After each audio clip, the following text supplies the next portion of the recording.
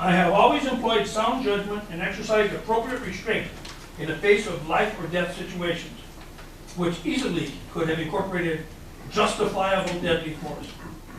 March 13, 1986, Stanley Farley, one of two escapees from Putnam County, Georgia, who had escaped in Kansas and they were being extradited, went to Stuckey's at exit number 23. At that location, they took Naomi Scroggins, he took Naomi Scroggins as a hostage, and the other guy remained there, surrendered to the other cousin. It involved a pursuit on the interstate, traveling northbound and southbound lanes, a lot of different things. It ended in a foot pursuit on the Radio Tower Hill, just north of here at exit 18. I tell you that on 3/13 of 86 at about 9:30 p.m. I was squeezing the trigger to exhaust the life of Stanley Farley when he obeyed a verbal command to drop his weapon. Other than that, I have never come close to taking another person's life. Trust me, folks, it is not my decision-making abilities that should be in question. Rather, look at Mr. Bonato's reputation and these current actions to see whose decision-making abilities are shaky. It offends me that Mr. Bonato thinks so much of himself that he believes his rude, offensive behavior during our meeting of April 20th rises to the same level of importance and consequence as these other situations I have just described. Obviously, he thinks too much of himself. Quite frankly, Mr. Bonato, your obnoxious behavior is not worth the paperwork necessary to extend the bullet. Ladies and gentlemen of the Board of Ethics, I hope I have given you the perspective you need to see that this complaint is nothing more than a nefarious document. And likewise, I hope you conclude that that it is not worth the paper that it is written on. Before I get to his final comments, let me say that as a result of Mr. Bonato's 2 letters to the sheriff, Under Sheriff Navarrete presented me with an official letter of reprimand for wearing a uniform in a public city. You understand why I was here. Anyway, it remains in my chart, which is unblemished. Besides that, you can go look at that one if you like. And it will be removed in 6 months if I don't have any more infractions. I'm going to be 65 next month. My time with the Sheriff's Office is getting shorter all the time. As a matter of fact, I submit Councilman Bonato, with the help of others who wrote or helped write this document, to harass me at my place of employment and to defame my character and reputation in the furtherance of an ill-conceived political ideology that he shares with Sonny Leone and unknown other co-conspirators that he so proudly referred to himself as we. Quite honestly, I am more interested in the city of Trinidad and continuing the momentum this council has made in moving us into the new millennium, despite Mr. Bonato's constant objections. I beg that you see this complaint for what it's worth and that you act accordingly. Thank you for your time and your patience. I also want to leave you with this thought. This is not my first rodeo. I have stood before the chief and 3 colonels of the Colorado State Patrol to explain my actions. I take my lumps when I get them.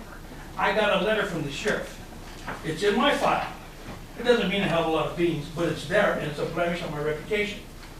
Okay, but I consider the source and why it's in there. But the point I'm trying to make to you is, if in your opinion you believe I take lumps, I will stand right here and take them. Give me what you got. Any questions? Thank you. I rest. Am I discharged? Yes. Thank you. Thank you. Okay, at this time, I would ask Mr. Bonato and Mr. Mattie to please leave the council chambers.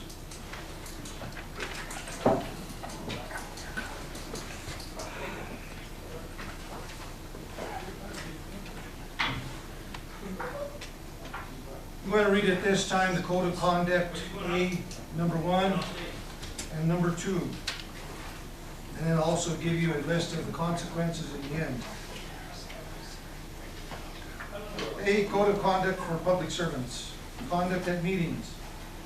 Members shall be punctual and prepared and shall have prepared themselves for public issues. Listen courteously and attentively to all public discussions before the body and focus on the business at hand. They shall refrain from interrupting other speakers, making personal comments not germane to the business of the body, or otherwise interfering with the orderly conduct of the meetings. Members shall commit to honoring the role of the chair in maintaining order, keeping discussion on track, and focusing discussion on the agenda at hand. Members shall avoid debate and argument with the public. Members shall not engage in personal attacks of any kind under any circumstances. Should a council member call for a point of order pursuant to Robert's Rules of Orders, the issue shall be resolved by the city attorney as the following material. Number 2, avoid personal comments that could offend other council members. It is acceptable to publicly disagree about an issue, but it is unacceptable to make derogatory comments about other council members, their opinions, and their actions. Honesty and respect for the dignity of each individual should be reflected in every word and action taken by council members. It is a serious and continuous responsibility. If a council member is personally offended by remarks of another council member, the offended council member should make notes of the actual words used for and call for a point of personal privilege that challenges the other council member to justify or apologize for the language used. That, in essence, is what we're talking about here today. In the end, what we are going to have, we're going to have consequences for a violation of code of conduct if it comes to that. We have 4 possible consequences. 1 is a private warning. 2 is a remedial or educational training on the subject of the violation intended to avoid or prevent future violations. 3 is a public warning. Or 4 is a formal and public censure.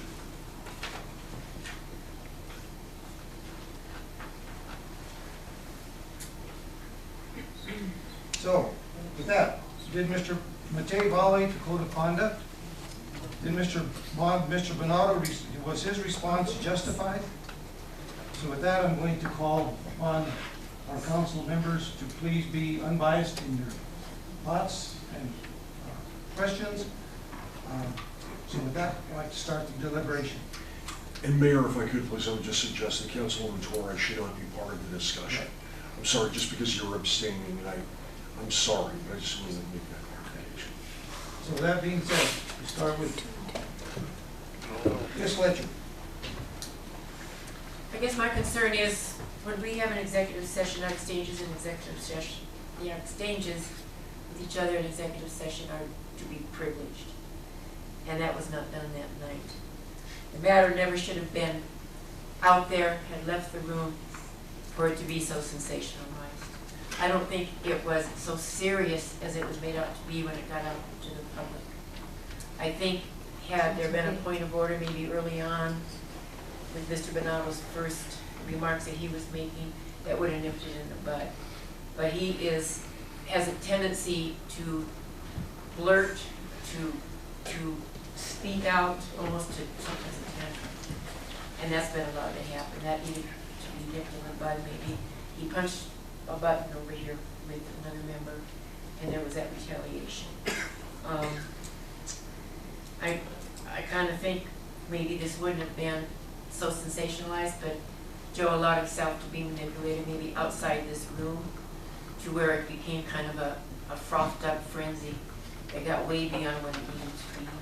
I don't see the basis as grounds for a censure for I don't substantiate the code of ethics. Basically, going back and re-listening to the tape again from that evening, it reaffirmed my recollection of what occurred and why I made the original motion to dismiss, and I still consistently stick with that motion to dismiss. Yes. I can't pretend that nothing happened at that meeting, because I actually went emotionally deaf. Okay, that's how extreme the situation got. But I ended up, I guess, not seconding the dismissal because I wanted to review the tape and find out exactly what had happened. And I did that. And I think it's pretty much as Pat as Ms. Fletcher has characterized it. In the course of listening to this thing, it reminded me of how much my patience was being tried by Mr. Bonato's behavior. He refused to participate in the vetting, and I do think the body language thing had nothing to do with his leg. Because I was sitting here next to him, kind of feeling a little bit offended. He would turn his back to the group. I don't know, I don't want to give particularly any more details, but he tried my patience. And then Anthony, he pushed the button, and then things got scary for about a minute. But at no point did I think anyone in this room was physically in danger, nor myself. And I was standing right next to Mr. Bonato. If anyone was in the line of supposed fire, it was going to be me. So I think this is overblown. I didn't know how much of this ended up being aired in an inappropriate way on the internet. I do know that it was, and all I read were the initial posts. I did not read the dialogue going back and forth, but shame on whoever fueled that fire without knowing the facts, and shame on whoever put incendiary facts into the public discourse. We work really hard on this council, and I'm telling you, I hate to think about its reputation being besmirched over someone losing their temper. So that's my 3 cents.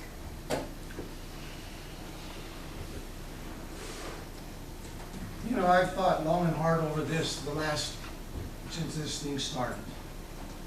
Like I said, I'm trying to be very unbiased in my opinions.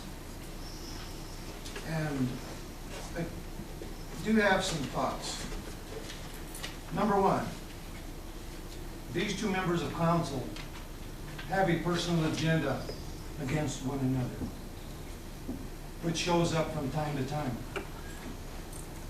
This is the second time when they said, and it's been said that I stood up. That is the second time in executive sessions that I have had to stand up and tell them to basically to shut up and sit down.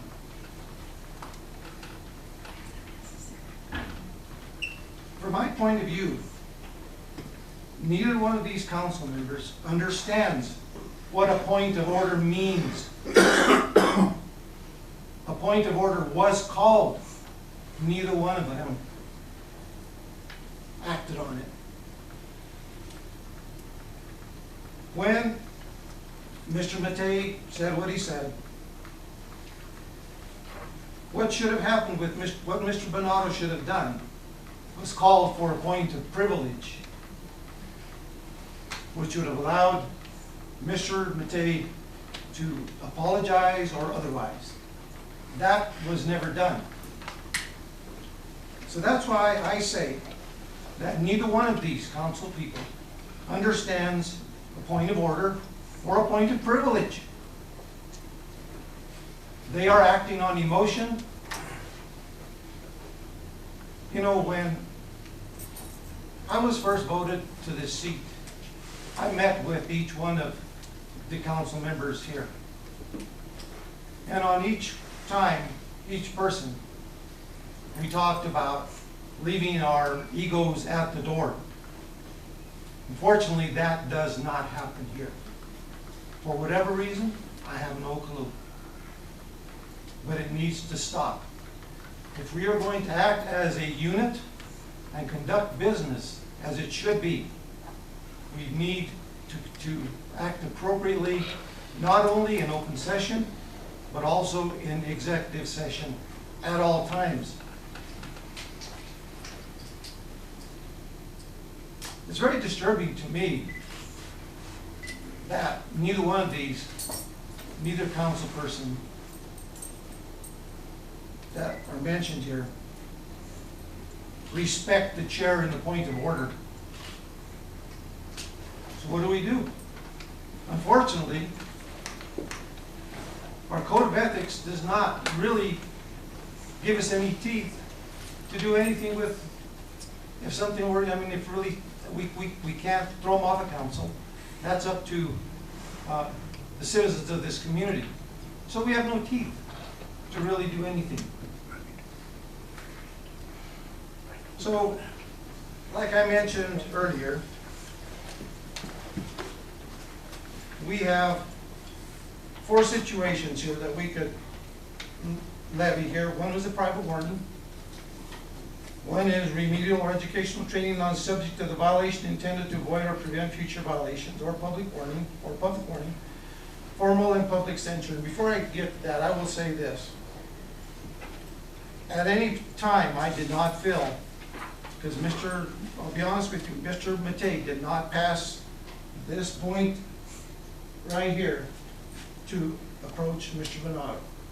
He got, I think, to about right behind your chair, and that was it. And he sat down. At that point, prior to that, actually, it actually stood up, and I physically had to yell out to them to shut up and to sit down. Because I was tired of their kid-like actions. And like I said, that's not the first time, that's the second time I've had to do that. I really believe what needs to happen here is that I think that we need to send both of these two people to remedial or educational training on the subject of being able to understand what the point of order and the point of privilege means. I really believe that that is the action that needs to be taken here. Because I think that's fair, because they need to understand what they need to do when the chair calls for a point of order, or any council person can make that comment. As a matter of fact, I think Ms. Fletcher I think you were the first one that called for a point of order. And I called as well. So when a point of order is called, that order should be acknowledged, and it was not. So I don't know what your thoughts are, starting with... Is dismissal not an option? Dismissal is probably an option as well. I would say you would be taking no action on the complaint. The dismissal was an appropriate remedy when the motion was made by Councilman Lopez and was not seconded. Now, you've had a hearing. You could, I would just say that you would vote to not take action. Not take action. I think we should take, if you want to do that, I think we should vote to not take action if that's what you want to do, but I would also like to interject that they go to the remediation. May I? Yes. You are absolutely correct. They both did not come to order when it was called upon them. My vote for, or my motion for a dismissal of the complaint was about the fact of the nature of being aggressive and threatening, which is what the complaint was about. I do agree with your thoughts, though. Class is not a bad idea. I think it could be something to use as a resourceful tool to remind us that we always have room to improve, me included, everyone's. And with that being said, maybe someplace in the middle, these two individuals can find each other again and say, hey, we're here to help the city of Trinidad. That's the bottom line. That's why we're here. And I think that that might be something to seriously consider. I listened to that tape 4 times because my memory was that the gavel was ignored and your point of personal privilege was ignored. But what really bothered me was the gavel being ignored. And I listened to that 4 times, and this is what I heard. What I heard was, you bang, he kept yelling, he shut up, but then he got his goat again and he started yelling again. But I do think that when that gavel sounds, you got to go silent. So I think your idea is not a bad one. You know, we sit in these chairs to make decisions for our community. And if we're going to make good decisions and responsible decisions, we not only need the help of each other, but we need the help of the public. But we also need the help of the public to be accurate in what they report. As far as council members, if we come into council and we feel that these two or any two are going to butt heads, we always have to be on alert. And I'll be honest with you, every time I walk into these chambers, I feel that way. Should not have to feel that way. We are not babysitters for these two. I'm upset because it has taken good time away from making good, responsible decisions at all times.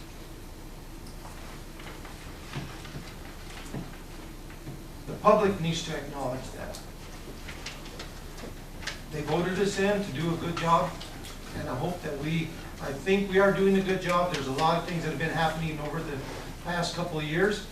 We made some really good strides. It's okay to disagree. I have no problem with that. Sometimes from a disagreement could come good outcomes, but they need to be within reason.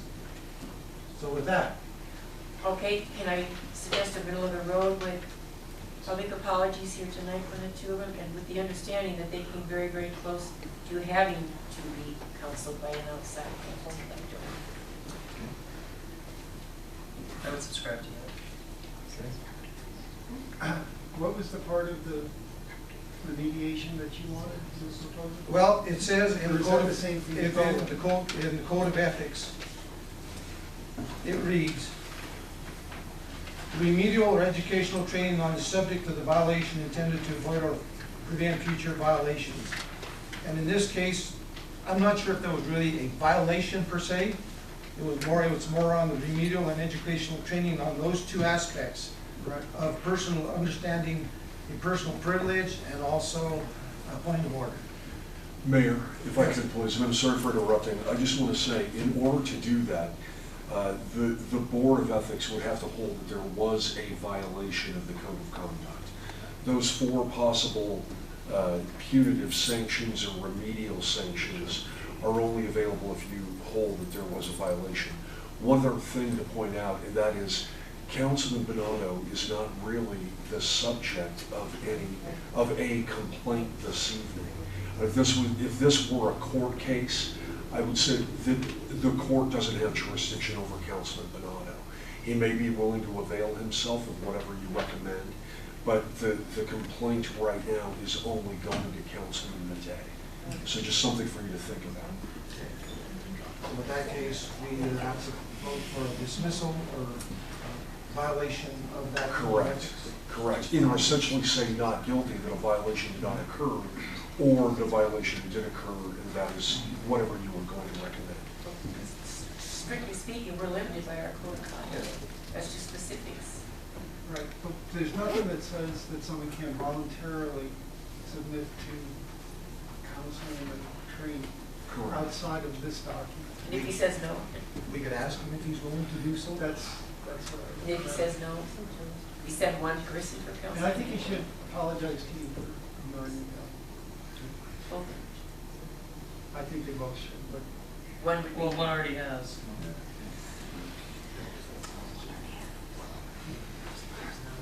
Okay, so it sounds like we have a violation of the code. No. And that's a possibility. Or That's an dismissal. option. Or dismissal. I make a motion to dismiss. Dismiss, no action is the better term. Correct. Dismiss, no action. I would second that. But with some conversation about it came very close. We have a motion and a second. Okay, other discussion? We have a roll call on that, please. Fletcher, Yes. Lopez, Yes. Miles, Yes. Rico. Yes. Would you please call Mr. Bonato in and Mr. Matei? With the ammunition. I got it. I'll take a short break.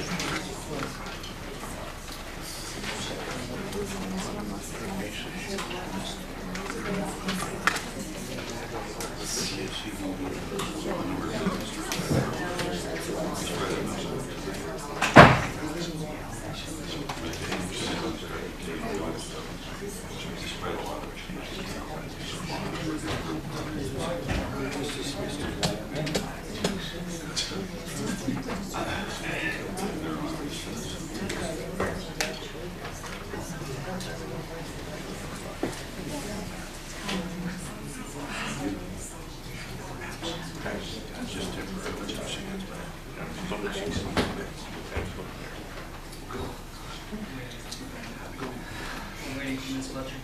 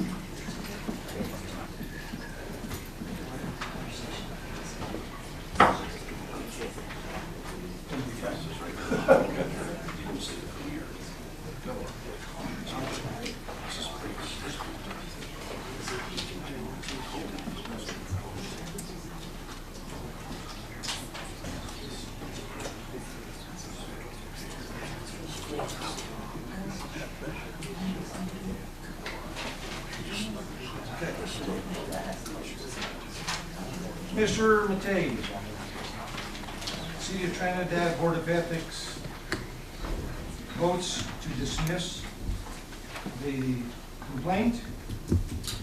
But we also wanted to mention that we came very close to also saying that there might have been a violation. But we also have a caveat that in the Board of Ethics, in the Code of Ethics, it does mention that remedial or educational training on the subject of any violations, and we would ask that you attend, because I brought this up, that during the course of the evening, what happened, when I gavelled, it was not paid attention to. So the point of order was called and it was not followed. Neither was the point of privilege, which Mr. Bonato should have called for, and he did not respond in that in the appropriate manner. So I don't know if the counselor would be a willing person to sit and talk to you about that, and to get a complete understanding. I'd be happy to. Okay. Yeah. Mr. Bonato, would you be willing to participate to get a full understanding of the point of privilege and the point of order to make sure that some of these things in the future don't happen again? Yeah, yes, just a one-on-one, that's fine. It's just that I would like to be able to avoid these type of situations from arising again. Because when I call for a point of order, or any council member calls for a point of order, it should be adhered to immediately. And then the other thing too is if you're offended by what somebody says, you can call for a point of privilege, which would allow Mr. Matei or any one of us to explain why we approached or what we said. Anyway, Mr. Downs, Councilor Downs will talk to you individually to address this issue. I hope that you feel, I think we had a good discussion. Mr. Matei, you were very long-winded. It needed to be comprehensive, sir. But anyway, I just wanted to say, I understand that there's issues here at hand, and somehow in the future, I would like for you to somehow resolve your issues, because your egos are not being left at the door. Yeah. Not yet. And what I'd like for you to do is, when you walk in through these chambers, that you leave that aside, and we conduct business as should be done. Enough said. Thank you. Am I dismissed? Yes, you're dismissed. Okay, motion to exit the Board of Ethics. Second. Second. Roll call, please. Fletcher, Yes. Lopez, Yes. Miles, Yes. Rico. Yes. Item 6, unfinished